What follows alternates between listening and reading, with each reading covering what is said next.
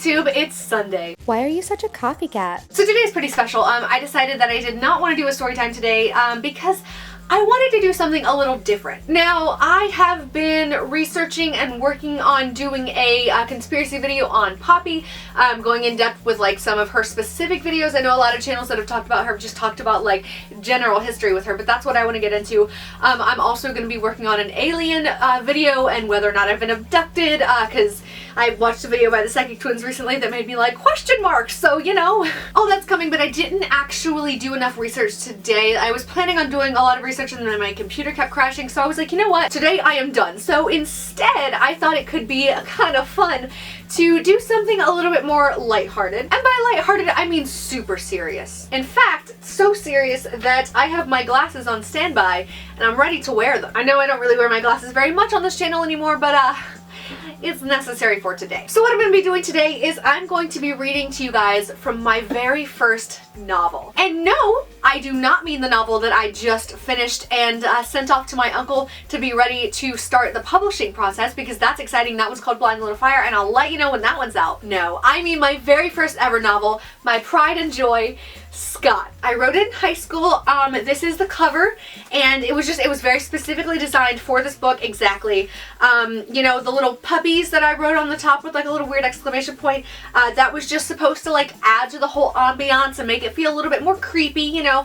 And then I like wrote a random quote on the front that said Scott made the house dark, and so, you know, it's got everything you need. So I thought it could be good to show you guys what I'm really capable of, what I can really do writing wise, because this is the book that made me decide that I should be a writer, that I was a literary genius, that I should make it my career. And that's why I'm sitting here on YouTube today. So here we go. I called the novel Scott because, you know, I was so creative back then. I mean, man, I can't even tell you how I came up with the name of it. I was writing it and it just came to me and it was brilliant. Now, you know, I did a little bit of creative, you know, graffiti and stuff on the back of this with some of my best friends signing it and stuff like that. I just thought it'd make it feel a little bit more personal, make it feel like my fans could really connect with me once they read this book. So yeah. Oh, and the first page is, you know, falling out because it's old and tattered, and so, you know, I thought that would just kind of add to the ambiance and again make it feel more creepy and like, you know, oh, what's gonna happen? I'm also going to read you guys this entire book, but not in just this video. I'm gonna start doing it in like segments because I feel like you're gonna need me to break it up in order for you to just truly appreciate the genius. I mean, Socrates didn't do it all in one day, so why should you read my book in one day? No, I am going to break this up and you'll understand why. God, I'm sorry. You know, that sound actually could be a soundtrack for this book. Scott, Chapter 1. Her name was Annabelle Craven. She was 16 years old and had a dull, boring life. But that was before Scott. It all started when she moved to a small town named Zixon. She was unpacking all her stuff in her room when she noticed her mom and dad leaving the house. "Yes," she exclaimed, "I'm home alone! Woo!" As she celebrated to herself, she heard a creak in the floorboards. She whipped around, saw a tall, dark figure standing in her doorway. He grinned and slowly walked off. Annabelle was suddenly afraid. She wanted to cry, but she couldn't. Just then a voice started calling her. It sounded like her mother. She turned and looked all around as the voice kept calling, "Annabelle! Annabelle!" She couldn't find it. "Open your eyes, Annabelle," it called. Just then, she realized her eyes were tightly shut. She tried and pushed and her eyes snapped open. "Oh!" she groggily whined. The light was blinding, but even worse was the grinning face of her mother in her eyes. There was a sharp pain in her back. That's when she realized she was on the floor. "What happened?" she yawned. "You got tired and fell asleep on your clothes, silly," her mother replied. "I'll let you finish up in here, sweetie." "Okay." But she couldn't concentrate enough to finish. She kept seeing the mocking face of the stranger in her dream. What was he like? Why was he here? Was he good or evil? Was he even real? She kept Oh. I'm sorry, I must have missed. Chapter 2 started off at just then she realized her eyes were tightly shut. And so now we are at Chapter 3. She kept seeing him in her dreams. Whether she was at a circus, Zoo, school, home, etc., he was there. On Ferris wheels, self-tours, getting water in her doorway. He was everywhere. She began to see him more and more. She saw him even if she was awake. It was like he was living her life with her. It was driving her crazy. She had to get rid of him somehow. She decided to tell her parents about it. They were sensible. Maybe they'd understand her. Come on, Dad, you've got to believe me. Not until you make sense, honey. Okay, so her dad was out of the question. Maybe her mom would believe her. Mom? She nervously approached her mother. Annabelle? She teased. What is it, sweetheart? Well, she began. She told her mom all about her dreams and the stranger in them. Mrs. Craven listened intently, eyes filled with fear. Oh dear. What's the matter, Mom? It's Scott. Great Scott! Huh? I read online about a ghost named Scott. He used to live in and own this house. Oh, he's known to drive people crazy. Then, the front door slammed shut and the house went dark. It was like something was blocking the sun. It had to be Scott, but where was he? Annabelle couldn't see her own hand in front of her face. How could she see a full figure a couple feet away? She backed up in panic. Ah! They screamed in unison. Annabelle had run into her mother as the lights flashed on. Her mother was frozen. Her mouth was open to scream, but it seemed like something was cut off. Or stabbed. In the darkness, Annabelle's mother turned a knife on her desk in an attempt to grab it when Annabelle ran into her mother. The knife sank deep in her back and almost through her stomach. She died almost instantly because it stabbed her heart. No! Annabelle cried. She dialed 911 immediately. 911, may I help you? A woman asked in a nasal voice. My mom's May I ask what service? She asked again. I don't know. Mom! Ma'am, I can't understand you, so I'll send all three. Just stay calm. Calm down. It'll be all right. No, she sobbed. Chapter 4. Anna! Oh my gosh, honey, I'm so sorry, her father sobbed. Daddy, I did it. I killed her. No, you didn't, sweetheart. It wasn't your fault. No, it was my fault. Scott made the house dark and I ran into her and her knife on her desk stabbed her. Mr. Craven jerked back. The look on his face was confusing, yet heartbreaking. Annabelle couldn't tell whether it was horror, sorrow, anger, or hatred. They stood there in silence, him gripping her arms.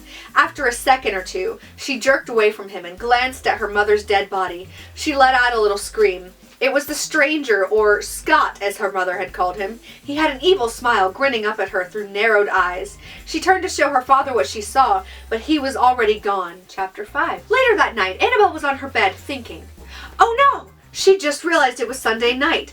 Tomorrow's my first day at Progression High School. Since she just moved to the town of Zixon, she'd be the only junior girl who didn't know her way around the school. I don't think I can make it tomorrow, she thought aloud. As she drifted to sleep, she found herself thinking about her mother.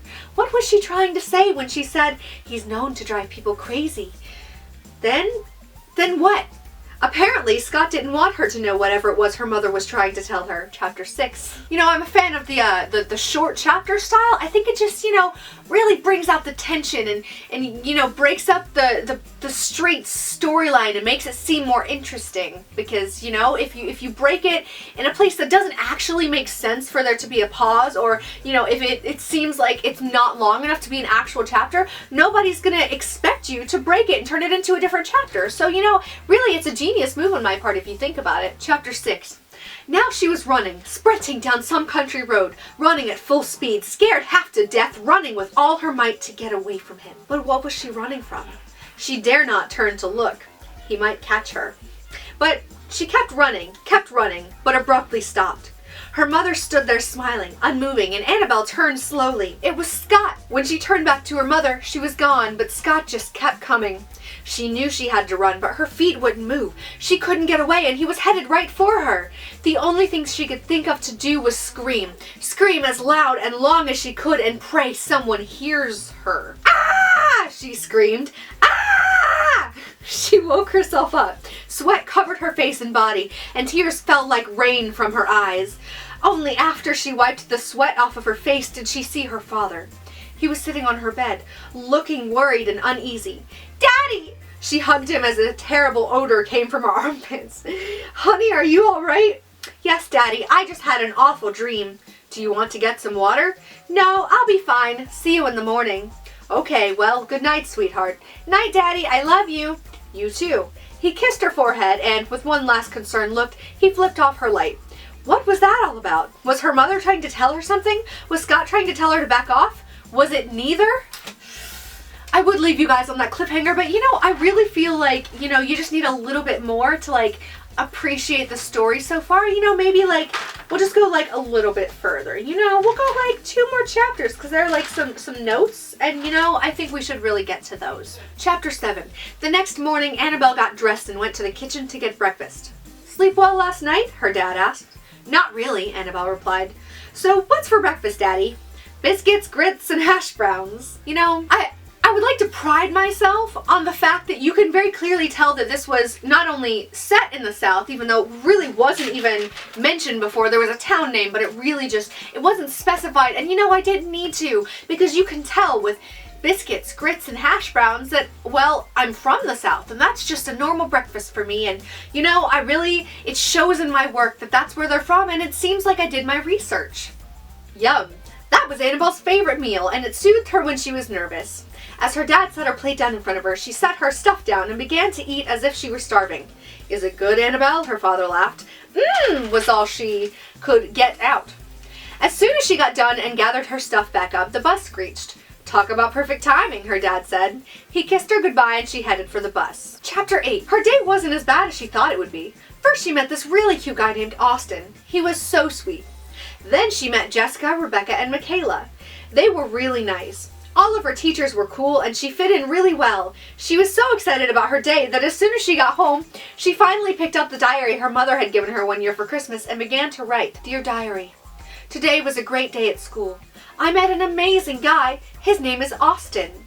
He has long, straight black hair he keeps swung to the side. His baby blue eyes are breathtaking. He smiled at me today and let me sit with him on the bus and at lunch. Oh my gosh, I hope he likes me. My new friends Jessica, Rebecca, and Michaela are nice. They're not like other friends who ditch you for the preps. They've stuck with me all day and helped me find my classes. Turns out, they've all been friends for years. I love my teachers a lot, especially Mrs. Barnett, my English teacher. I had such a good day, I didn't think about Mama or Scott until now. Aw, man. Well, at least I can talk to you freely. My friends would think I was crazy. Austin would, too. By the way, when he smiled at me and sat with me, I think his girlfriend got jealous. She kept throwing me dirty looks. Well, good night, Annabelle. I feel like just the tension that I set up in this was just really well done, I started off just talking about this boy that, she just met for the first time and, talked about his black hair and blue eyes. And so you already think that he's pretty, and you get the idea that, well, maybe she's going to end up with him, And then she starts talking about her friends and saying that, they're nice and they're not like the other friends who ditch you. And, that's a good thing because sometimes you just have to worry about that, especially in high school. And, it also shows that she's very observant because she's already been able to tell that about her new friends who haven't even necessarily been identified as friends until now because she just said that she met them. She didn't say anything else about them and you haven't even learned what they look like, but you've learned what the boy looks like. So you know what? That's good right there. That already shows some diversity in the way that I'm writing about the people. And there's a name of a random teacher that doesn't even matter. And then, she just brings in her dead mother and the ghost who may have made her kill her. Just like that, just right next to it. And the juxtaposition is just, it really brings out the emotions, I feel like. And then, after that, well, then, she's just saying, her friends would think she was crazy about it because, well, of course she's, people would think she's crazy for grieving about her dead mother, and then she says that Austin would too. So she's already noticed that about them. She already knows what she probably shouldn't talk about. So it shows that she's smarter than she seems, And then she brings in the fact at the end that Austin actually has a girlfriend. So you're thinking, oh, well, maybe now she won't end up with him. Or maybe, since the girlfriend's already getting jealous, maybe she will end up with him. But at the end, so, there's a lot happening right there. And I feel like I put enough work into that diary entry that, it's never going to get any better than that. You look happy, her dad teased as he walked in her room. I was just thinking about Mom and Scott, she thought. Yeah, I've been thinking about what you said about your mom and Scott and what, Daddy? It's interesting how I use different colors for the fonts. It's black and then all of a sudden I have a random blue pen and scratch something out and, It's really confusing how I did that, and I think that's just made to like throw off the reader, you know? And I think you're crazy. Hey, a diary! Don't you dare! They laughed for a moment and then he kissed her goodnight. Daddy? Yes, honey? Do you think everything will ever be back to normal? In time, sweetie. In time. Chapter 9. Probably the last chapter that we'll read today because really I'm not sure how much more of this that you can handle because I know it's just mind-blowing how great this writing is. The next morning as Annabelle got dressed, she noticed something was different. She couldn't figure it out, but everything else was fine. She shook her head. It's probably nothing, she thought aloud. As she walked downstairs, she noticed that the stove wasn't on. Nobody was cooking breakfast. Maybe her dad just overslept. His door was open, though, and his bed unmade. In the kitchen, Annabelle found a note. Dear Annabelle, I'm sorry I can't cook breakfast this morning. I'm in prison. I know you were right, well, now I do, about Scott. I saw him and tried to kill him. How stupid am I? You can't kill a ghost. Someone heard yelling, cussing, and saw blood on the windows. There is money on my dresser. Get it and get your grandma to come bail me out with that money. Love you, Dad. P.S. Go to school first. I know what you were thinking. Daddy? In jail? Wait a minute, she thought. It could be Scott. Daddy isn't the type for jail. Maybe, I don't know. And then, just like a big pink heart for emphasis. This just shows how much she loves her dad. And I don't think there's enough of that in here. I guess I'll have to trust him. He is my daddy after all, and that is his handwriting too. Smart girl. Who's there? As Annabelle whipped around, she already knew who was speaking.